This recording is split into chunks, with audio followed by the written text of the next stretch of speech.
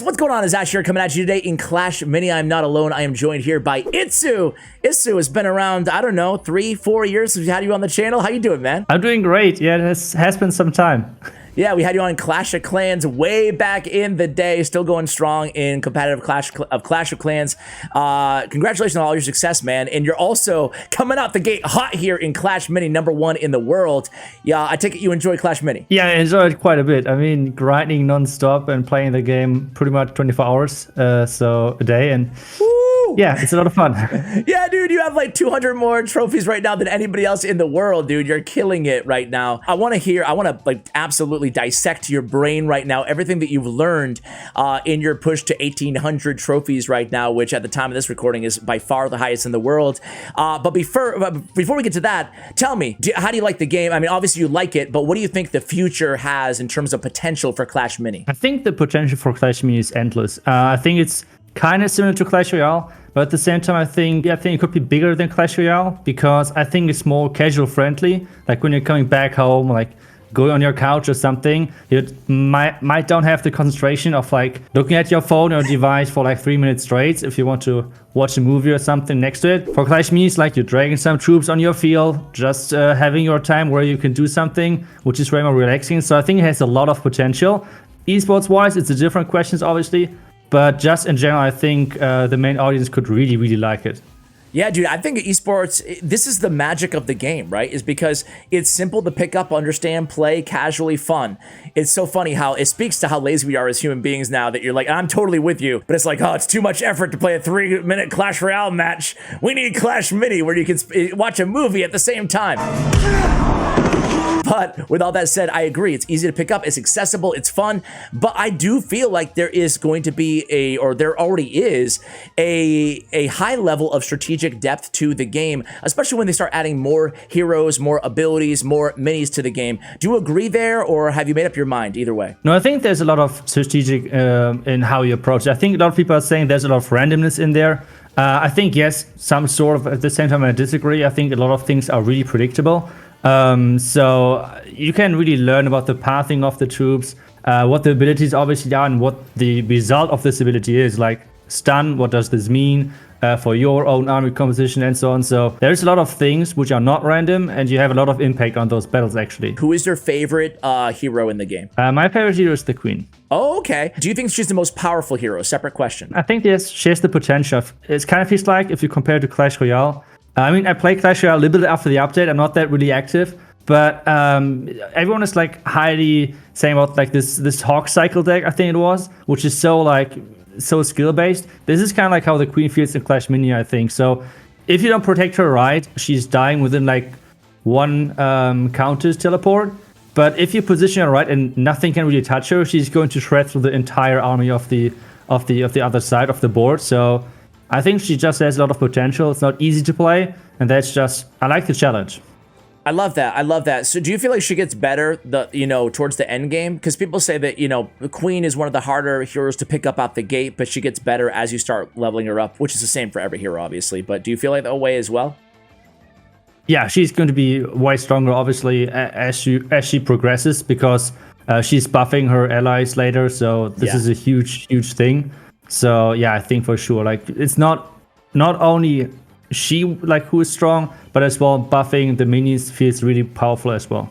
Absolutely. Who is your favorite? Who's your favorite mini, and who's the best mini in your opinion? I mean, the best mini right now is kind of easy, right? Like the E-Wiz, it's so broken. But my favorite mini, that's a good question. I think my favorite mini, I don't know, I like the idea of the Ice Wizard. I don't know. I think it's a really underrated card. I think it's pretty strong. And I think I want to throw the Mega Knight in the mix as well, because I think that's another underrated card, which provides a lot to your army. Tell us about the deck that you're running. We can see it in the background, but tell us a little bit about like what each card's role is.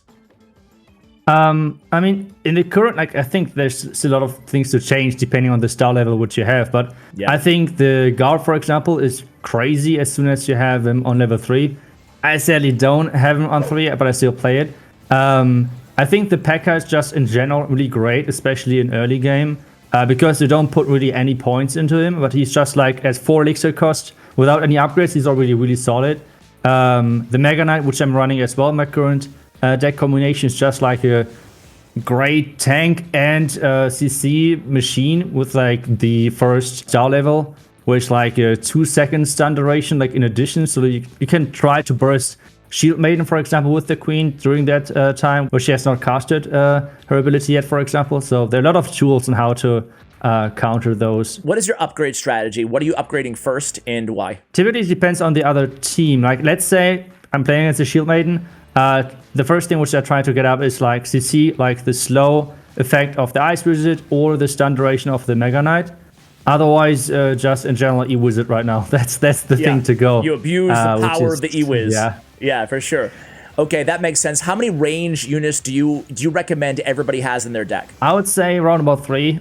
There's some decks which can use more. There's like right now a really powerful Countess deck out there with like only 1 tank pretty much, where you have the 1 giant skeleton. Everything else is ranged, depending on if you use the miner or not. Yeah, I would say in general 3, but some decks can actually make more ranged troops work. Do you ever sell back your minis? And if so, what would be a situation where you do that? Really often, actually, like especially in the first round. Like nearly always in the first round, you want to abuse this one reroll, where you try to have the most optimal start.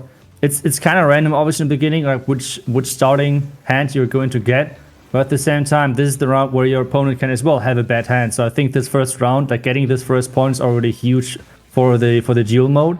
So yeah, like in the beginning, just try to, out of those first couple of minis which you're going to get suggested, just buy whatever you can get, reroll, and then if you have to resell, maybe replace 1 or 2 minis, which might be better. So you're going into round 2 and 3, ready to basically wipe the slate clean and resell and restock your entire battlefield. Yeah, kind of, depending on what I got in the beginning. Yeah. Yeah. How about...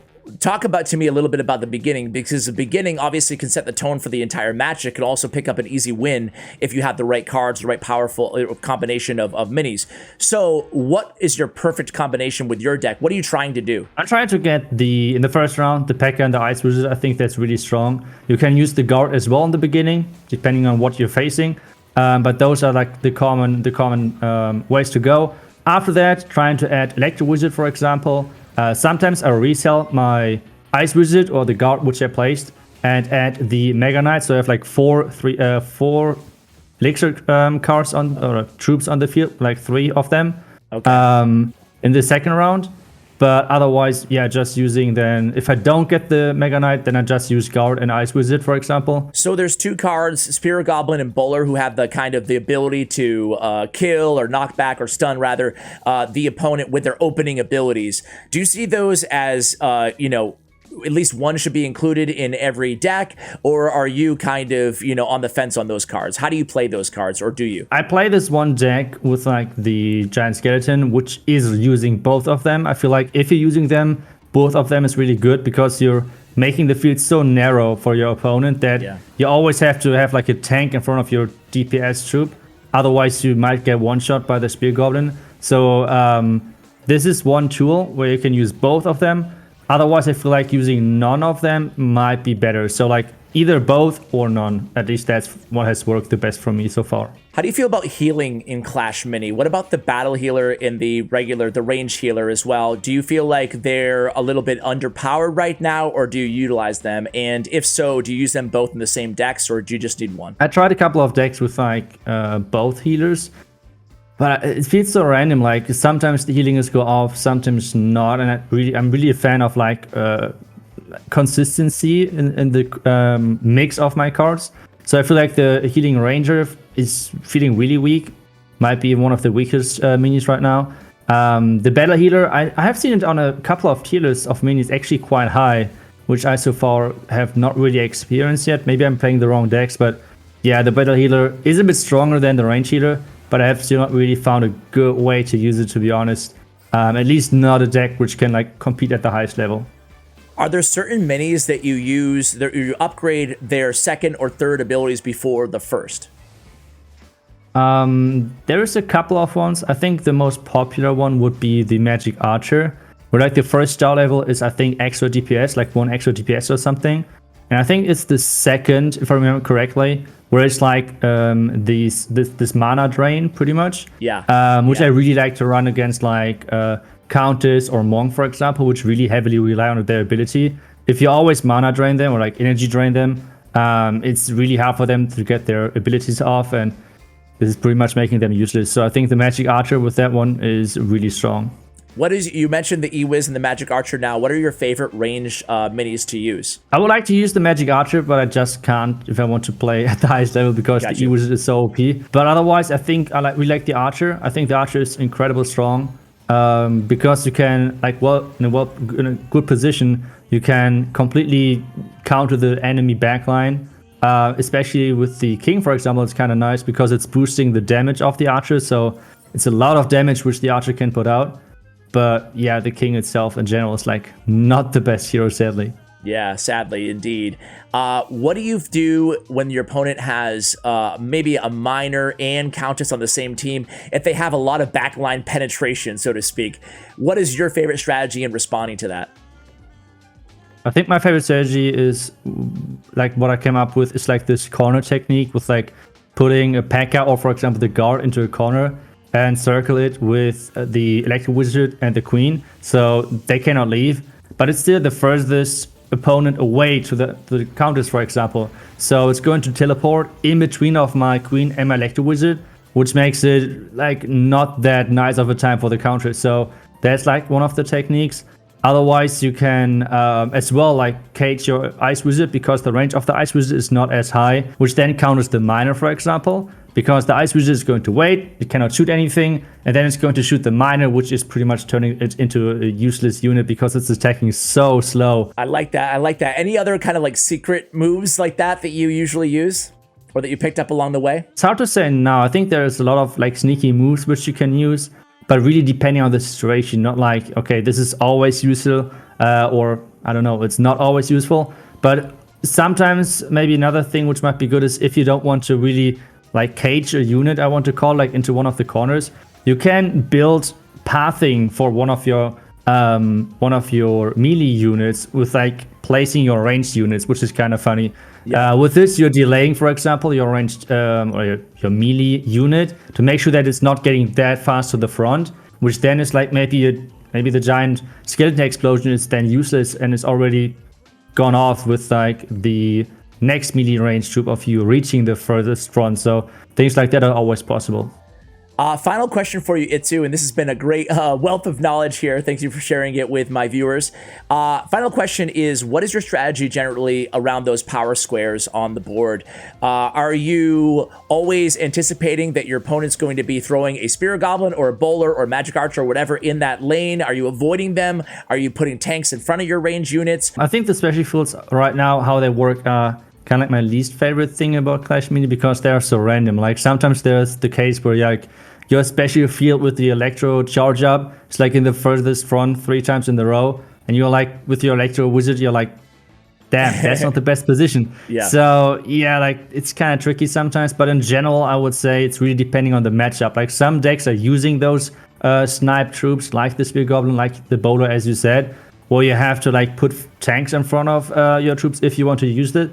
Most of the time, especially with my Queen deck, I feel like the special fields are not as powerful, so I don't need to use them. And really, it's sometimes kind of nice because the opponent then is trying to abuse the placement of that field and is throwing a lot of resources into taking this field down and trying to get advantage out of that. And then with me completely ignoring, like playing the game pretty much without a field in my mind, I can get a lot of value back from him investing so much into defending this one field. That's great advice. There's a second top player I've heard that kind of uses that strategy where they're more apt to just ignore it, essentially, or play against it, and it gives you that advantage. Is there one field out of the 3 types that right now in the game that you always utilize or that you really do like, or no? I think the Electro field is the most powerful one just because the Electro Wizard is so powerful. That would be probably the thing, because everyone is using the Electro Wizard, especially at the top. So that field is always getting used. The heal field is kind of nice because even like if you put a tank on it, even if the enemy is sniping you with the Spear Goblin or like with the Bowler, you're still getting value out of it to some degree. So that's always being able to utilize. The clone is a bit more different though. Like you really have to think if you want to use it and how you want to use it. At the same time, you have to think, okay, how is your enemy going to use it? Like for example, if he's going to clone a Bowler or things like that. So it's kind of tricky. But yeah, this is the fun as well of the game, right? Like thinking Indeed. about how you can use it and the other player can use it, and yeah, it's a massive mental game, and it all happens in just 10 seconds in between each round, right? There's a lot to think about. Who am I going to upgrade? Where am I going to place them? How am I going to predict what my opponent's going to do? And that's why I feel like the time is the coolest element of Clash Mini, because there's just not enough time to think about all that stuff unless you have a lot of repetition and a lot of kind of, background, and you kind of learn these as kind of a muscle rather than just like having to cognitively think about every decision that you have to make. But hey, Itzu, thank you so much for coming on the channel, man. So great to have you on. Keep killing it in Clash Mini. Guys, Itzu has a YouTube channel in English, which I will link for you guys. He also streams in German, but I'm sure you can ask him a question and still see his gameplay in English, and he will interact with you. Anything else that I forgot, Itzu? No, not for now. Only one thing which I want to say is thank you for having me, and let's hope that Clash Mini is going to become really big. Let's hope so, man. Let's hope so. I'm sure I'll be having you on a lot if it does become big. Oh, either way, we'll be having you back on the channel talking some Clash Mini, because I love the game and you love the game. And ultimately, my viewers love the game, and that's all that matters, man. So thank you again for coming on. Appreciate it. Thank you for having me. All right, guys, that's going to do it for the video. Thank you so much for watching all the way till the end. Let me know if you love Clash Mini. Make sure you check out Itzu's information. Also, his Twitter information. Everything will be in the show notes below. Big shout out to Bren Chong, my YouTube partner. Check out his information as well, and GFUEL. Check out, get 30% off your order for 2 days if you use my code in the description below. Thank you for watching, and as always, take care, guys.